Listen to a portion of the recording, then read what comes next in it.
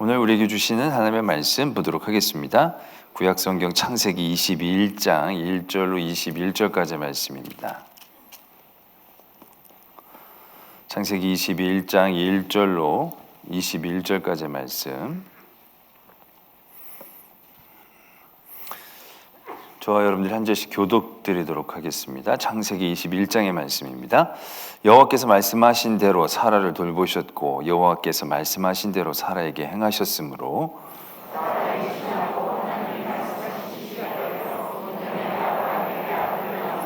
아브라함이 그에게 태어난 아들 곧 사라가 자기에게 낳은 아들을 이름하여 이삭이라 하였고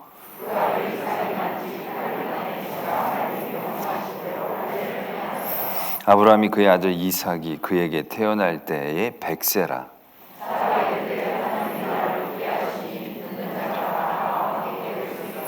또 이르되 사라가 자식들을 젖먹이겠다고 누가 아브라함에게 말하였으리오마는 아브라함의 노경에 내가 아들을 낳았도다 하니라.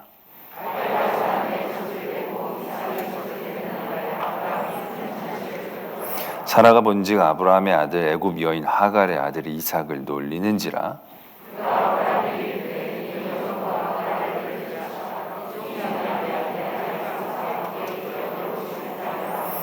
아브라함이 그의 아들로 말미암아 그 일이 매우 근심이 되었더니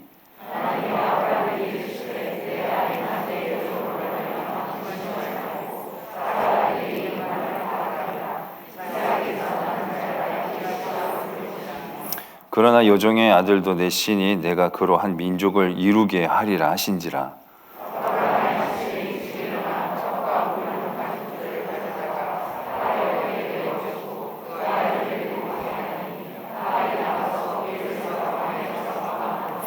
가죽부대에 물이 떨어진지라 그 자식을 관목 덤불 아래에 두고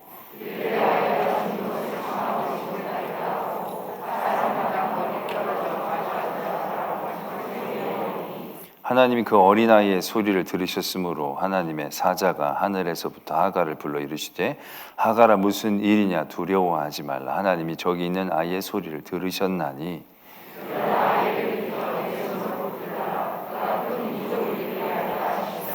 하나님이 하갈의 눈을 밝히셨으므로 샘물을 보고 가서 가죽부대에 물을 채우다가 그 아이에게 마시게 하였더라.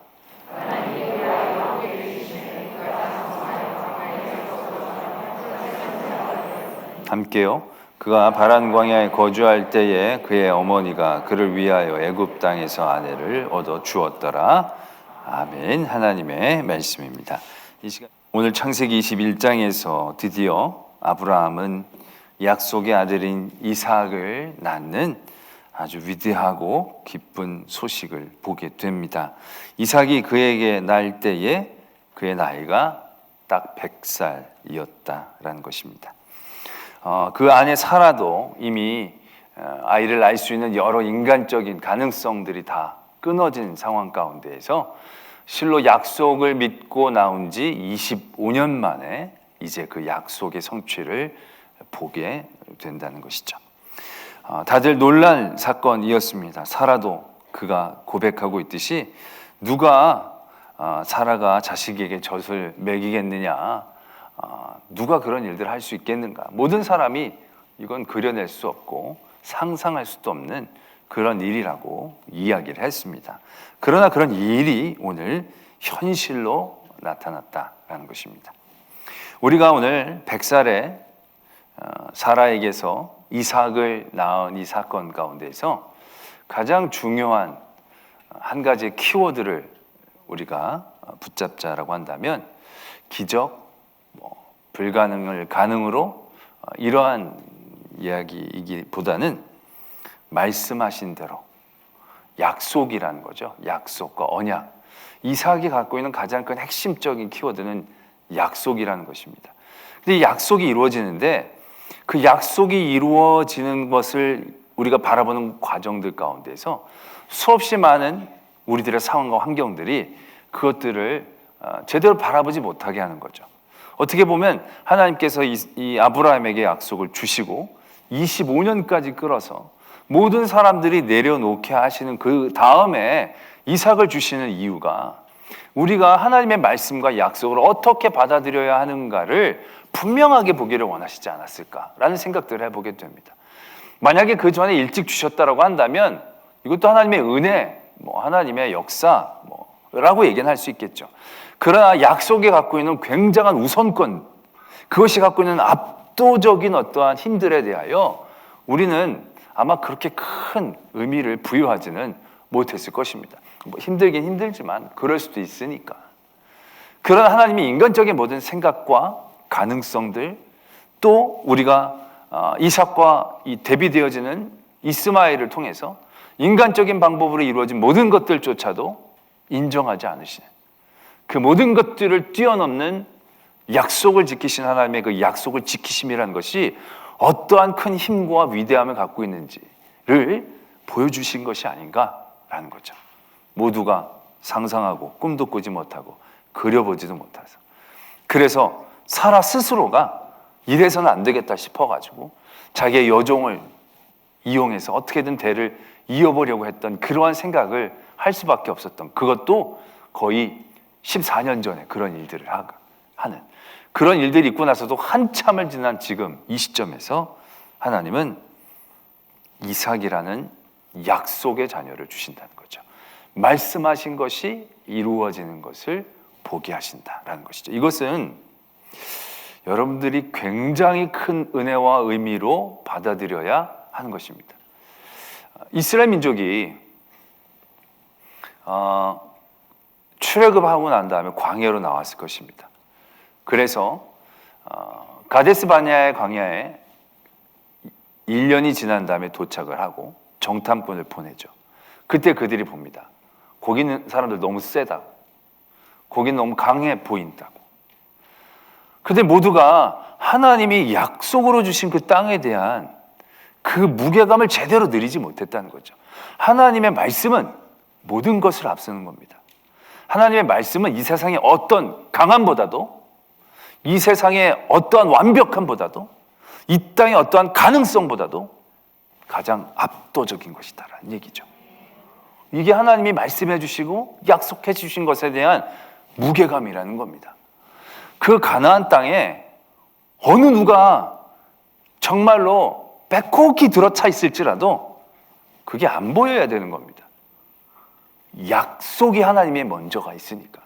하나님이 이 땅을 주시겠다라고 했던 약속이 그 어떤 것보다도 우선되어져야 하니까. 그런데 이스라엘 백성은 그걸 그렇게 받아들이지 못했죠. 그들은 가능성이라는 우상에 넘어지죠. 그들과 우리가 싸워서 이길 가능성이 없다. 그 땅을 우리가 차지할 가능성이 희박하다. 그들은 그들의 눈에 보이는 상황과 환경에 대한 판단 가능성에 무너지고 말죠. 그래서 그들을 다시 되돌리십니다. 그래서 광야에서 40년 동안 훈련을 시키시죠.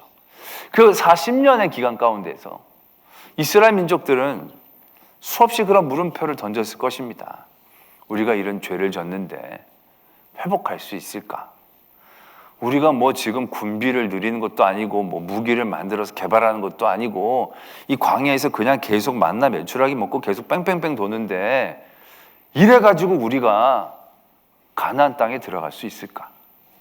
수없이 많은 물음표들을 그들의 삶에서 던져낼 수 있었을 것입니다. 그러나 그런 모든 그들의 질문과 의심들, 절망감들, 그런 모든 것들을 뛰어넘게 해주시기를 하나님은 원하고 계시는 거죠. 왜? 하나님의 약속은 정말로 그런 힘이 있으니까. 왜? 태초에 하나님의 말씀하여 주셨을 때 그 말씀이 그대로 된 것 아니겠습니까? 세상이 창조되었을 때 하나님께서 말씀하신 그대로 이루어졌다는 이 이야기가 우리에겐 얼마나 귀하고 복된 은혜인지 몰라야 한다는 거죠. 알아야 한다는 거죠. 모르면 안 된다는 얘기죠. 하나님의 말이 곧 힘이고 능력이고 실존이라는 얘기죠. 하나님이 내가 가나안 땅을 너에게 주겠다 얘기한 그때 이미 게임은 끝난 겁니다. 이거는 이제 시간의 문제인 거지. 그 일들에 대한 가부의 문제가 더 이상은 안 되는 겁니다.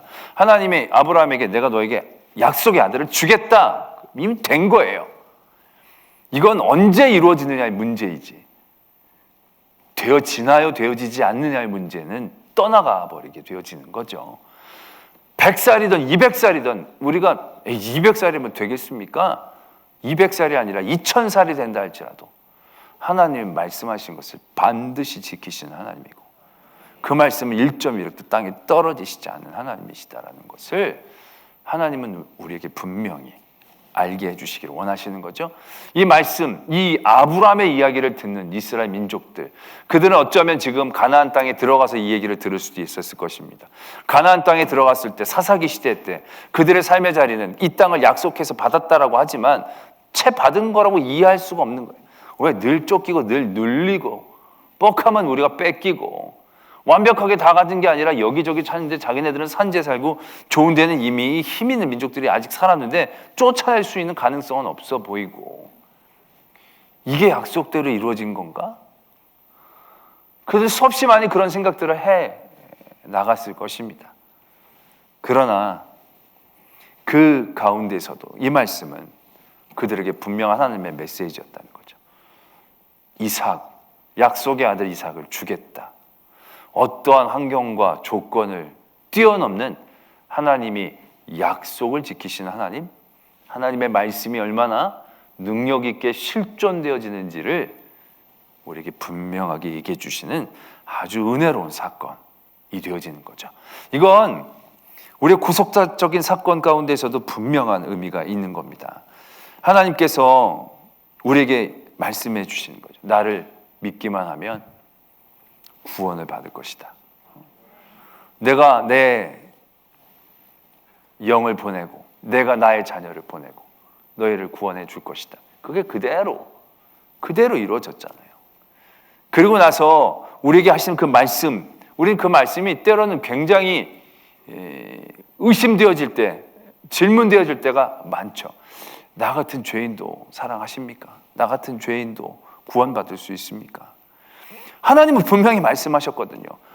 주홍같이 붉은 죄일지라도 눈과 같이 희게 될 것이다 라고. 예수 그리스도의 보혈의 피가 씻지 못하는 죄는 없는 거라고. 그러나 그럼에도 불구하고 우리는 끊임없이 하나님이 얘기해 주신 그 말의 무게감보다는 우리 생각의 무게감에 더 매이지 않습니까? 아무리 이래도 이렇게까지 죄를 지으면 가능성이 없을 거야. 이러면 정말 나 같으면 이러지 않아. 하나님은 내가 아닌데. 우리는 늘 우리 인간적인 생각과 환경 가운데 갇혀져서 거기에 매여서 더 이상 하나님의 큰 은혜와 사랑의 자리, 그 말씀에 대한 힘과 무게감에 대하여 나아가지를 못하고 있는 그런 어리석음 가운데 있는 우리들을 발견하게 되어진다는 거죠. 오늘 이 이삭의 탄생을 통해서 하나님은 우리에게 분명하게 말씀하고 계시는 거죠. 말씀하신 대로 돌보셨고 말씀하신 대로 행하셨고 그래서 그가 약속하신 대로 그의 자녀를 주신 거예요. 그 자녀는 이제 한 명이에요. 그러나 이제 그 자녀는 한 명이 아니에요. 왜? 하나님이 약속하신 건 한 명이 아니었거든요. 하늘의 별과 같이, 바다의 모래와 같이. 아브라함이 느끼는 건 지금 한 명이지만 아브라함은 지금 한 명으로 느끼지 않는 거예요. 왜? 이제 시작이잖아요. 이제 하나님께서 시작하신 일이니까 이건 시차의 문제이고 시간의 문제이지 가능과 불가능의 문제가 이제는 아닌 거죠. 하나님의 일들은 이렇게 시작되어진다는 것이죠. 우리에게 예수 그리스도를 보내주셨다는 사실, 그 사실은요 이미 우리에겐 어떤 일종의 시작이고 진행이고 분명한 미래에 대한 확신이 되어져야 한다는 것입니다. 하나님은 우리에게 분명히 말씀하셨거든요. 예수를 믿고 구원을 받고 그래서 영생을 얻고 또 그 예수 그리스도가 다시 이 땅에 내려오실 그때에 완전한 하나님의 심판이 임하실 것이다라고 말씀하셨다는 얘기죠. 그러나 그런 일들은 지금 예수님이 오신 이후에 우리에게 있어서 늘 물음표처럼 생각되어지는 일처럼 바라보게 되어진다는 겁니다. 근데 이게 물음표가 돼서는 안 된다는 거예요. 왜? 도저히 있을 수 없는 일들이 이루어졌거든요. 하나님의 말씀이 이제 시작됐거든요. 그 말씀은 이제 그 시작을 통하여 분명한 미래의 끝까지를 보장하고 계시는 하나님의 분명한 실현이다라는 것을 우리가 알아야 한다는 것이죠. 이삭을 통해서 우리는 보지 않습니까? 이제 하나님의 일들이 어떻게 이루어지는지, 하나님의 말씀이 어떻게 약속이 성취가 되는지. 물론 그 시차가 분명하게 있지만 시차의 문제이죠. 이루어지지 않은 건 절대 아닌 거죠. 이제 예수님께서 오셔서 예수님을 통하여 우리에게 주시는 모든 말씀 또한 마찬가지라는 얘기예요. 지금은 우리가 이 세상에 살지만, 지금 이 세상의 끝이 당장에 다가올 것 같지 않아서 우리가 늘 고민되어지지만, 이게 고민할 문제가 아니라는 얘기예요. 이미 우리에게 이미 임했고 지금도 임하여지고 있고 반드시 임할 하나님의 나라와 하나님의 역사들을 우리는 분명히 예수 그리스도를 통하여 확신할 수 있어야 한다는 거죠. 하나님이 이 땅에 내려오셔서 우리의 죄를 대속해 주시고, 그가 그렇게 약속해 주신 것들이 이미 2000년 전에 실제되었는데, 그리고 그것이 지금까지 진행되어지고 있는데, 이러한 역사 가운데서 하나님이 말씀하신 것들이 이루어지지 않을 것이라고는 생각하는 것이 얼마나 어리석은가를 우리가 분명히 보게 되어지는 거죠. 오늘 이삭은 그러한 의미들을 갖고 있는 것입니다. 그래서 이삭은 굉장히 중요한 의미이고, 하나님이 다른 많은 일들과 방법들도 있었겠지만 하나님은 이삭을 이러한 방법으로 75살의 아브라함을 부르신 다음에 25년까지, 우리가 지금 바라보면 이제 드디어 났네 이 정도지만, 여기에서 실제적으로 살았던 사라의 입장에서 이 이야기를 살펴보면 쉽지 않은 기간이면 틀림이 없다는 얘기죠. 그러나 하나님은 그러한 일 가운데서 하나님의 역사를 이루시는 그러한 하나님이시다라는 것을 오늘 우리는 바라보게 되어진다는. 그래서 우리는 성경의 말씀을 다른 식으로 표현할 때 테스티먼트라고 얘기하죠. 약속이라고 합니다. 언약이라고 우리는 받아들인다는 것이죠. 왜? 하나도 땅에 떨어지지 않고 그대로 이루어졌고 지금도 이루어지고 있고 앞으로도 반드시 이루실 하나님의 약속이기 때문에.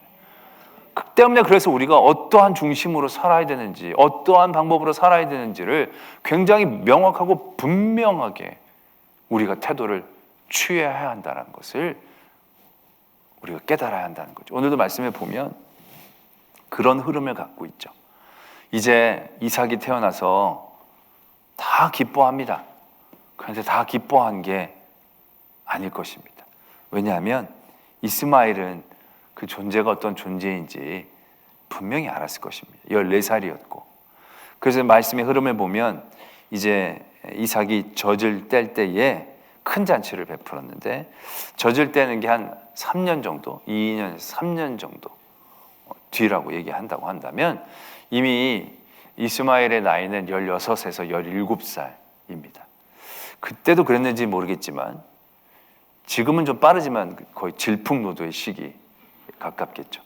그때 보면 이삭이 이 이스마엘에게 놀림을 당한다고, 희롱을 당하는 그런 대목이 나온다는 거죠. 이스마엘에게 있어서는 이삭에 대한 존재감이 무엇인지 이제 분명히 알았을 거예요. 무슨 장난이라도 얘기할 수 있겠지만 무슨 17살짜리 애가 3살을 장난을 치겠습니까? 그러한 종류보다는 약간 더 지나친 태도가 아니었을까 생각을 합니다. 그때 사라가 그걸 딱 보는 거죠. 그리고 이제 아브라함에게 요구합니다. 내보내라고. 쟤는 유산을, 기업을 받아서는 안 된다고, 얻지 못할 거라고. 이제 이렇게 얘기를 하죠. 그때 아브라함이 매우 근심하게 됩니다. 근심하는 건 너무 당연하죠. 이스마일도 출신이 어떻든지 간에 자기 아들이었고, 더군다나 14년 동안 자기 하나밖에 없는 아들로 살았을 터인데, 그 아들에 대한 아브라함의 마음이 어떠한지 우리가 어렵지 않게 예상해 볼 수 있겠죠. 그런데 그런 아들이 하루아침에 사라에게서 아들이 낳았다고 내보낸다는 것은 쉽지 않은 그런 결정이었을 것입니다. 그런데 그런 가운데 하나님께서 아브라함에게 단호하게 얘기하시죠. 아브라함이 근심할 때 아브라함이 하나님을 찾고 부르짖는 것도 아닌데 그냥 근심하고 있는 겁니다. 그런데 하나님이 직접적으로 그에게 개입하시는 거죠. 그러면서 그에게 얘기하십니다. 이르시되 근심하지 말고 분명하게 선택하라는 거예요. 너의 후손은 이삭의 씨, 이삭에게서 낳은 자만이 너의 자손이고 너의 후손이고 네가 약속으로 줄 기업을 누릴 사람들이다라는 것을 아주 분명하고 선명하게 말씀해 주시는 거죠. 그래서 그 다음에 이 이스마엘과 하갈을 내어쫓습니다. 내어쫓는데 얼마나 단호하게 내어쫓는지를 보게 됩니다. 어떻게 합니까? 아침에 일찍 일어나. 이 아브라함 무슨 일할 때 늘 아침에 늘 일찍 일어나. 뒤에 가보면 또 아침에 일찍 일어나는 게 또 한 번 나오거든요. 그러니까 뭐 하나를 하면 하여튼 부지런하게 하는 것 같습니다. 웬만하면 그렇기 쉽지 않은 상황인데 또 아침에 일찍 일어나서 떡과 물을 한 가죽 부대 가져다가 하갈의 어깨에 메어주고 나가라고 얘기하는 겁니다. 야, 진짜 매정하죠. 자기 돈도 많은데 지금 물질도 많은데 그 아들하고 그 애 보내는데 뭐 낙타도 한 마리 안 주고요. 그냥 물하고 떡 한 덩이를 어깨에 매가지고 그냥 내보내는 거예요. 어떤 학자는 아마 다른 폐물을 많이 주느라고 물과 떡은 조금 줬을 거다 뭐 이렇게 얘기를 하는 경우도 있지만 그건 인간적인 생각이고요. 아브라함은 그런 스타일이 전혀 아니에요. 굉장히 단호하게 그냥 메어주고 나가라고 내보내는 겁니다. 굉장히 매정하게 보이죠. 근데 하나님은 우리에게 이러한 단호한 태도를 요구하고 계신다는 거죠. 우리의 삶의 자리에서 이러한 자리들이 무수히 많잖아요. 약속의 자녀와 육신의 자녀 안에서의 갈등들, 고민들, 걱정들, 근심들. 이스마엘은 안 될 것 같으니까 그래도 이 정도는 되지 않겠나 하는 자기들이 생각하는 어떤 합법적인 틀 안에서 어떻게든 해보려고 하는 인간의 안간힘인 겁니다. 인간의 최선을 다하는 애씀인 겁니다. 그러니까 내 자식인데 엉뚱한 사람에게는 주기 싫고, 그러니까 내 여종에게서 아들을 낳아서 내가 내 품에 안고, 종은 내 소유물이니까 그 아들도 내 종이라고 생각하면서 어떻게 보면 그럴 수 있겠죠. 그러면서 그 대를 이어가려고 하는 그런 인간적인 안간힘, 그 모습이 이 이스마엘이거든요. 인간의 방법, 인간의 생각, 인간의 최선, 인간의 노력. 거기에 하나님께서 우리에게 주시는 약속의 아들, 이건 완전히 전적으로 우리의 모든 것들을 내어놓는 그 순간 우리가 누릴 수 있는 거예요. 25년이나 지나서 다 내어놓고 될까? 모든 인간적인 가능성들 0%로 만들어놓은 0.001도 안 나면 완전히 0%로 되어지는 그런 상황 가운데에서 우리에게 주어지는 일들. 이런 일들이 지금 이루어졌을 때도 이렇게 고민이 되지만 이런 일들이 이루어지지 않았을 경우에 되어지고 있는 그런 과정 가운데서는 이게 얼마나 큰 우리들에게 갈등과 근심이 되겠냐는 거죠. 이삭이 낳기도 전에 이제 곧 이삭을 줄 테니까 내보내라고 얘기할 때 우리 안에서 그것이 얼마나 이렇게 기꺼운 마음으로 되어지겠냐는 거죠. 그런데 하나님께서 말씀하십니다. 하나님의 일과 세상의 일은 같이 있을 수 없다는 거죠. 우리는 어떻게든 같이 있을 수 있을 거라고 생각을 합니다. 같이 포용하면서 존재할 수도 있으니까요. 어떻게 보면 이 이삭과 이스마엘이 한 3년 정도 같이 있었을 때 같이 있었으니까. 그러니까 이거 이스마엘이 이 이삭을 그렇게 놀리면 놀리지 않게 잘하고, 잘 관계 정리 잘 해가지고, 그럼 삶을 살 수도 있지 않겠습니까? 얘를 굳이 이렇게 내보내야 하겠습니까? 유산 나중에 안 주면 되잖아요. 그걸 뭐 굳이 안 준다고 이렇게 매정하게 지금 14년 동안 얘 지금 내보내면 어떻게 되겠습니까? 인간적으로 생각이 안 되죠. 지금 그 광야에 이 17살짜리, 16살짜리 남자애랑 그 엄마랑 둘이 그냥 물 한 가죽 부대 그거 얼마나 들어가겠습니까? 보면 지금 부엘세바에서 물이 떨어졌는데 부엘세바까지 여기까지는 한 35km 정도 된다고 얘기를 해요. 그러니까 35km 정도까지 그거 가는데 그 물이 떨어졌으니 그 용량이 그렇게 많지 않겠죠. 뭐 떡 있어봐야 그거 얼마나 들고 갔겠습니까? 그러니까 그것만 주고 내보낸다는 거 이게 진짜 너무 매정하잖아요. 말도 안 되잖아요.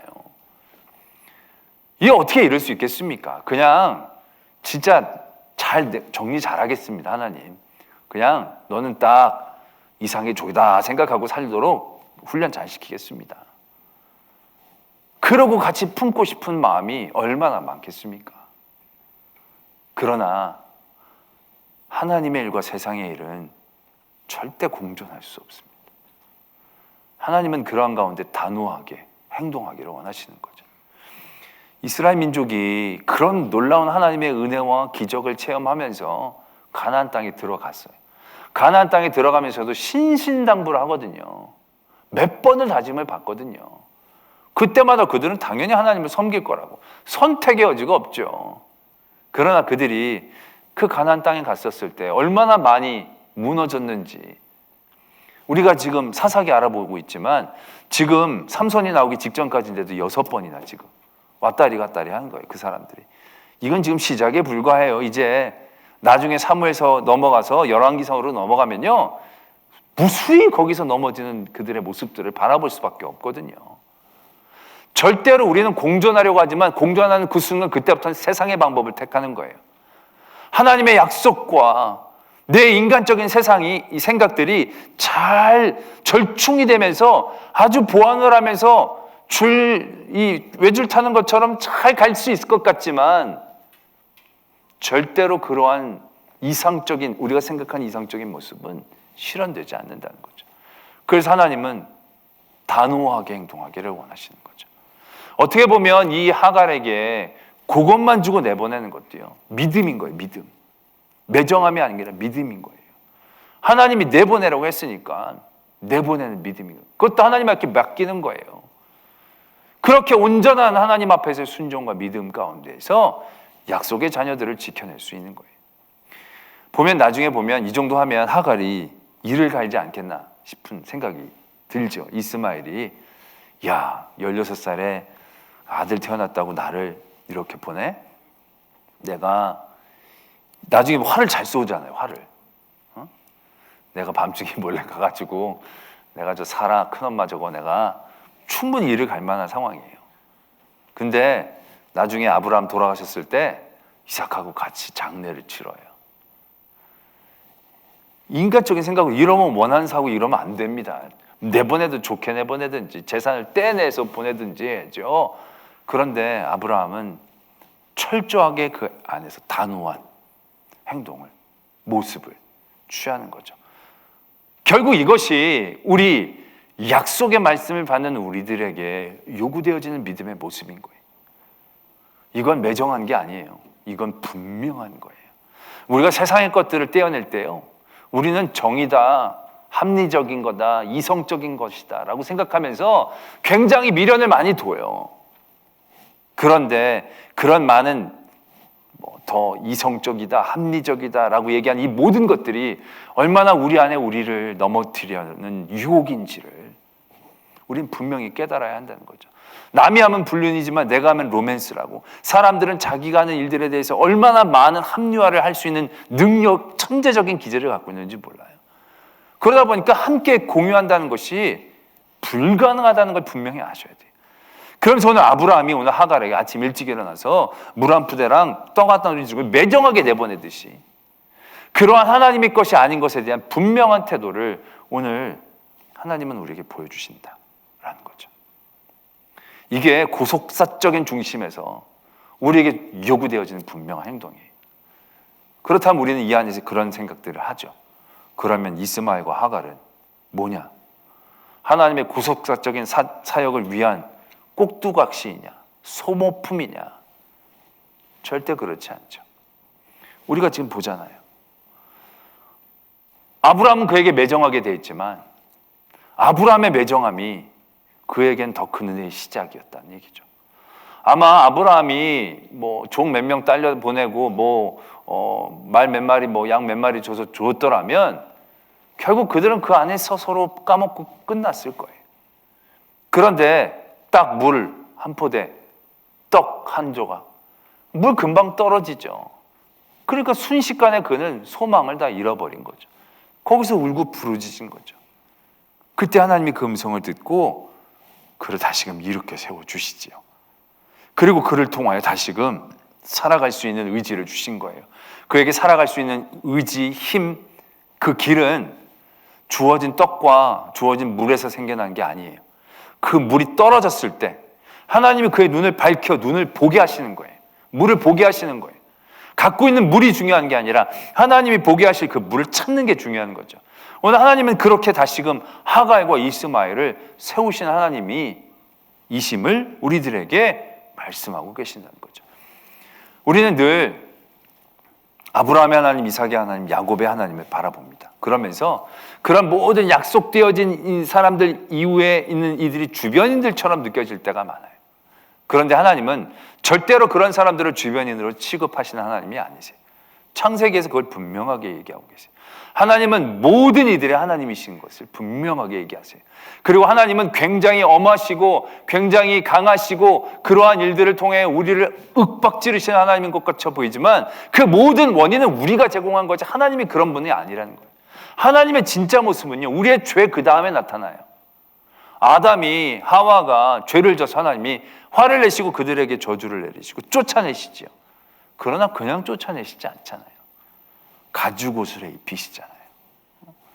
가인이 아벨을 죽였을 때 하나님은 그를 저주하시고 벌을 내리시지만 가인이 하나님 앞에 다시금 매어 달렸을 때 하나님은 가인이 죽지 않도록 그에게 표를 내려주시는 하나님이세요. 인간이 수없이 많은 죄를 짓고 도저히 가능성이 없었을 때 하나님은 물로 심판할 때에도요, 노아를 긍휼히 보시는 거예요. 그 노아가 배를 지을 때도 순식간에 지은 게 아니라 수없이 오랜 세월 동안 배를 짓게 하시면서 기다리신 하나님이 하나님이시다. 우리 최근의 일들만 봐도 그렇지 않아요? 소돔과 고모라 땅에서 하나님은 어떻게 하십니까? 하나님은 그들의 죄에 대하여 분명히 심판하고 벌을 내려주시기를 원하시지만 그들을 용서해 주시기를 가장 간절히 원하시는 분이 하나님이시다라는 거예요. 제발 의인이 있기를, 제발 의인이 있어서 그들에게 내가 내리는 이 분노를 면할 수 있는 길이 있기를. 왜 하나님은 죄와 악에 대해서는 단호하게 행동하셔야 하거든요. 왜? 그게 장기적으로는 결국 우리를 지키시는 길이니까. 그러니까 죄와 그들의 악에 대해서는 단호하십니다. 그러나 그를 죄를 짓고 악에 빠진 그들을 향한 긍휼하심의 마음들은 늘 그 뒤에 있으신 거죠. 그래서 아브라함이 중보기도하게 하셨고 또 롯도 끝까지 그를 챙기시면서 그를 보호하신 분이 바로 우리 하나님 아버지이시다라는 얘기죠. 오늘도 보면 자칫 하갈과 이스마엘 육신의 자녀, 여긴 완전히 쫓겨나갈 자녀처럼 여겨질 그런 존재이지만 하나님 그의 약속을 이루시고 그 약속을 어떻게 성취하시는지를 이제 보여주신 하나님이시지만 그러나 그럼에도 불구하고 하나님은 하갈과 이스마엘을 절대로 소홀하게 여기시는 분이 아니라는 거죠. 아브라함에게 내보내라고 얘기하지만 아브라함은 그런 일들에 대해서 단호하게 행동하실 것을 원하지만 그 이후의 일들은 하나님이 책임져 주시는 거죠. 예수님께서 우리의 죄를 책임져 주시는 것도 똑같은 일이에요. 우리가 현장에서 가늠하다가 잡혀온 여인의 사건을 떠올릴 수 있죠. 그 죄에 대해서는 분명한 징계를 내려야 돼요. 죄의 값은요, 거저가 없습니다. 죄는 늘 값을 받아냅니다. 그런데 예수님은 그 여인을 정죄하지 않습니다. 예수님이 그 여인을 정죄하지 않을 수 있는 이유는 무엇입니까? 나도 너 정죄하기 싫고 때리기 싫어, 귀찮아, 이런 종류의 얘기가 아니죠. 그의 죄값은 늘 남아있는 건데요. 근데 예수님은 그를 보내신 거예요. 귀찮아서 보내신 게 아니라 그 여인의 죄값을 예수님이 담당하시기 위해서 보내실 수 있는 거예요. 그렇지 않고 보낸다면 보내는 게 아니라 그냥 조금 유예한 거예요. 그 여인은 다시 돌에 맞아 죽을 수밖에 없어요. 그러나 예수님의 용서하심은 차원이 다른 거예요. 그냥 말로만 하는 게 아니거든요. 그 죄값을 책임져 주시는 그게 예수님의 사역이거든요. 거저가 없는 거예요. 하나님은 그렇게 역사하시고 일하시는 거예요. 하나님은 그런 모든 인류의 모든 삶의 자리에서 아담도 가인도 그들이 지은 죄를 결국은 그들에게 전가시키시지 아니하시고 결국 그가 하나님 그분이 하나하나 다 용서하고 사해 주시면서 긍휼히 여겨 주시면서 유의하시면서 결국에는 그 모든 죄를 그가 지불하셔야 하는 상황까지 몰고 가시는 그런 하나님이시다라는 것을 오늘 우리는 바라보게 되어지는 거죠. 창세기의 말씀을 우리가 읽다 보면 자칫 우리는 소돔과 고모라 땅에 그러한 하나님 앞에서 심판들, 물의 심판들, 죄 가운데 바로바로 반응하시는 하나님을 통해서 우리는 하나님이 굉장히 무섭고 두렵게 다가오는 경우들이 많이 있죠. 그건 굉장히 사건이 선명하기 때문이지, 우리가 말씀을 묵상하면 묵상할수록 그 안에 얼마나 하나님께서 안타까워하시고 우리를 사랑하시고 우리를 놓치지 않기를 원하시는가. 그래서 아브라함을 또 부르시고 아브라함을 택하셔서 모든 민족들이 구원받기에 원하시는 일들을 시작하시는 그 하나님을 우리는 발견해야 한다는 거죠. 그러니까 창세기에서는요, 뭐 불시험, 물시험, 뭐 심판 이런 게 중요한 게 아니라 아브라함을 부르시고 이삭을 낳게 하시고 야곱을 택하시고 그런 모든 과정들을 통해서 하나님이 얼마나 우리를 끝까지 붙잡아 주고 계시는지, 우리의 상황과 환경들, 우리의 자격과 조건들을 뛰어넘어 우리를 향한 하나님의 사랑이 얼마나 우리를 끝까지 붙잡고 계시는지를 우리는 만나보게 되어지는 거죠. 그런 가운데 오늘 이삭을 통한 우리들에게 주신 귀한 말씀과 약속의 성취들을 보게 되고, 또 오늘 하갈과 이스마엘을 향하여 베푸신 하나님의 은혜, 그 하나님 그 한 영혼도 소홀하게 여기시지 않는 그런 하나님의 모습들을 바라보면서 그런 하나님이 우리가 믿는 하나님이심을 분명히 깨닫고, 그래서 우리는 하나님의 사랑을 의지해야 하는 것입니다. 주일에도 말씀을 드렸지만 서원이고 뭐고 다 중요하겠지만 우리가 의지할 건 내가 걸 수 있는 그 무엇이 아니라 우리의 권고를 마음 아파하시는 우리를 향한 하나님의 사랑, 그 사랑을 온전히 의지할 수 있어야 우리는 하나님의 은혜를 바르게 깨닫고 누리고 또 그걸 전할 수 있는, 입다가 그 하나님의 사랑을 깨닫고 자기 딸 버리지 않고 한 번만 봐달라고, 그래서 하나님 그 딸 죽이지 않게 해주셨으면 아마 그 다음 장에 에브라임 사람들이 그렇게 막 욕하고 그래도 좀 참지 않았을까? 42,000명 죽일 거 4,200명만 죽이고 끝나지 않았을까? 그가 그런 사랑을 입었었더라면 그런 사랑들도 베풀 수 있었을 터인데 그렇지 못했기 때문에 그는 그렇게 동족을 많이 죽이는 그러한 일들을 행하는 그런 어떤 강팍함 가운데 매여 진 것은 아닌지 안타까워 할 수밖에 없는 그런 부분이 되어진다는 거죠. 오늘도 사랑의 하나님을 만나기를 원합니다. 그리고 그 하나님 약속을 분명히 지키신 하나님, 그 하나님, 그 사랑의 하나님을 더욱더 붙잡고 나갈 수 있는 저와 여러분들이 되어지기를 소망합니다.